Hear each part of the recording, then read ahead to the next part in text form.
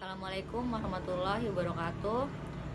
Kami akan membawakan presentasi dengan tema peran Syah Bandar dan BPTD dalam menegakkan aturan keselamatan yang beranggotakan Muhammad Gusti Guntara, Revito Putra Casmadi, Josiano Theodoan, Hafiz Anwar, Elsa Ciululu, dan saya sendiri Sari Apriliani. Peran Syah Bandar. Yang pertama, sebagai kepala pemerintahan di pelabuhan. Yang kedua, sebagai koordinator fungsi-fungsi pemerintahan di pelabuhan. Yang ketiga, menyelesaikan hambatan teknis di pelabuhan. Yang keempat, sebagai penyidik atas pelanggaran atau tindak pidana di pelabuhan.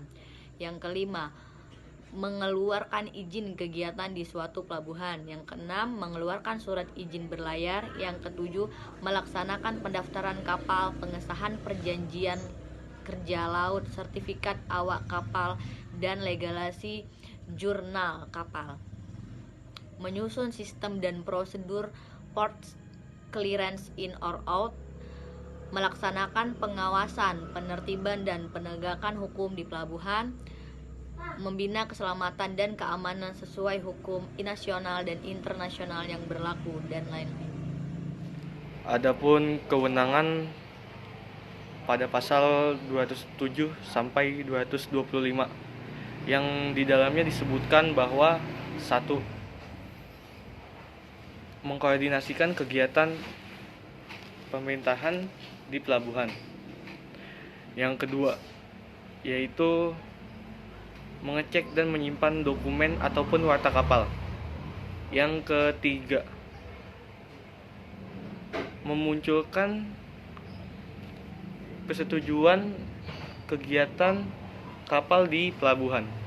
Yang keempat, melakukan pengecekan kapal. Yang kelima, melakukan pengecekan kecelakaan pada kapal. Yang keenam,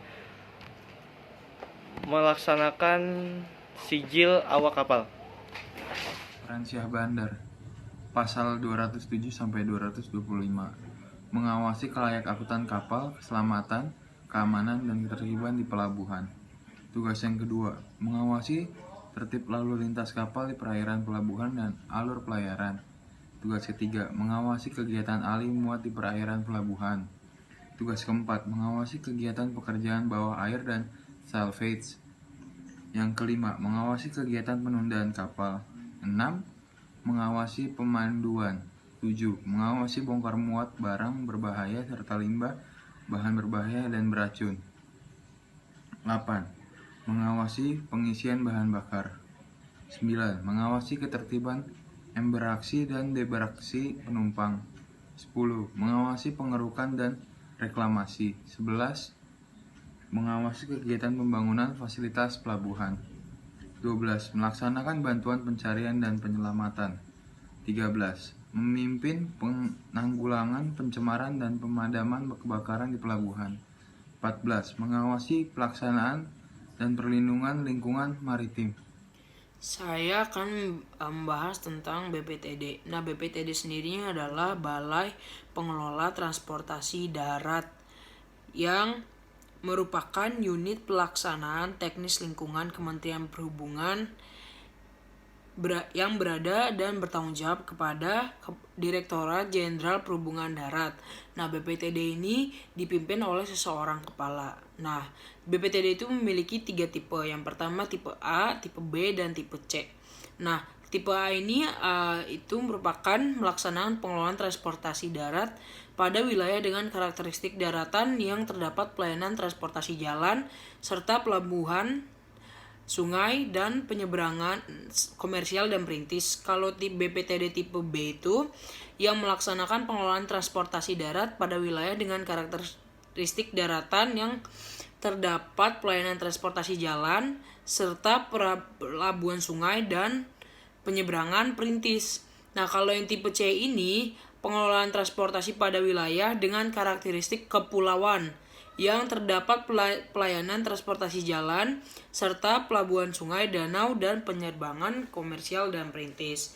Nah, kemudian di sini pasti seseorang BPTD memiliki fungsi dan tugas. Saya akan membahas tentang BPTD tipe A. Nah, BPTD tipe A ini memiliki tugas itu untuk melaksanakan pengelolaan lalu lintas, angkutan jalan, sungai, dan penyeberangan serta penyelenggaraan pelabuhan pada pelabuhan yang diusahakan secara komersial dan pelabuhan yang belum diusahakan secara komersial. Nah, fungsi dari BPTD tipe A ini itu adalah pelaksanaan pembangunan, pemeliharaan, peningkatan, penyelenggaraan, dan pengawasan pelabuhan sungai, danau, dan penyeberangan yang diusahakan secara komersial dan pelabuhan yang belum diusahakan secara komersial. Yang kedua itu adanya pengaturan, pengendalian, dan pengawasan angkutan sungai, danau, dan penyeberangan yang komersial dan pelabuhan yang belum diusahakan secara komersial. Yang ketiga itu adanya penjaminan keamanan dan ketertiban, penyidikan dan pengusulan sanksi administrasi terhadap pelanggaran peraturan undang-undang di bidang lalu lintas dan angkutan sungai, danau, dan penyeberangan yang diusahakan secara komersial dan pelabuhan yang belum diusahakan secara komersial. Yang terakhir itu adanya peningkatan kinerja dan keselamatan lalu lintas, angkutan, pelayanan jasa kepelabuhan, serta pengusulan dan pemantauan tarif dan penjadwalan angkutan ASDP yang diusahakan secara komersial dan pelabuhan yang belum diusahakan secara komersial. Peran BPTD tipe B. Tugasnya, BPTD tipe B itu mempunyai tugas melaksanakan pengelolaan lalu lintas dan angkutan jalan, sungai, danau, dan penyeberangan, serta penyelenggara pelabuhan penyeberangan pada pelabuhan yang belum diusahakan secara komersial. Fungsinya itu ada 3. Yang pertama, pelaksanaan, pembangunan, pemeliharaan, peningkatan, penyelenggaraan, dan pengawasan pelabuhan sungai, danau, dan penyeberangan yang belum diusahakan secara komersial. Penjaminan keamanan dan ketertiban, penyidikan, dan pengusulan sanksi administratif terhadap pelanggaran peraturan perundang-undangan di bidang lalu lintas dan angkutan sungai, danau, dan penyeberangan. Ketiga, peningkatan kinerja dan keselamatan lalu lintas dan angkutan, pelayanan jasa kepelabuhanan, serta pengusulan dan pemantauan tarif dan penjadwalan angkutan sungai, danau, dan penyeberangan yang belum diusahakan secara komersial.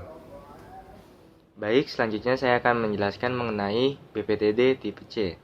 BPTD tipe C memiliki tugas sebagai melaksanakan pengelolaan lalu lintas dan angkutan jalan, sungai, danau, dan penyeberangan, serta penyelenggara pelabuhan penyeberangan pada pelabuhan yang diusahakan secara komersial maupun belum komersial.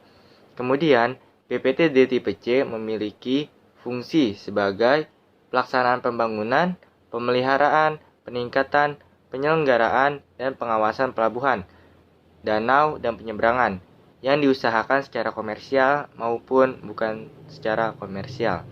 Yang kedua adalah pengendalian dan pengawasan angkutan sungai, danau, dan penyeberangan secara komersial maupun belum komersial.